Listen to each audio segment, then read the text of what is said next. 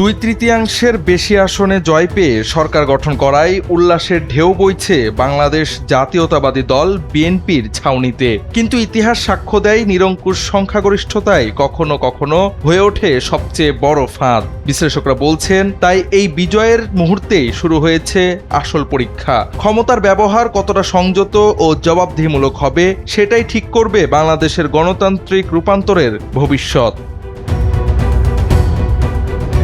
প্রথম চ্যালেঞ্জ অতীতের পুনরাবৃত্তি ঠেকানো। 2008 সালের পর বাংলাদেশ আওয়ামী লীগ নিরঙ্কুশ সংখ্যাগরিষ্ঠতার জোরে যে কর্তৃত্ববাদী শাসনের অভিযোগে পড়েছিল, সেই অভিজ্ঞতা এখন এক বাস্তব সতর্কবার্তা।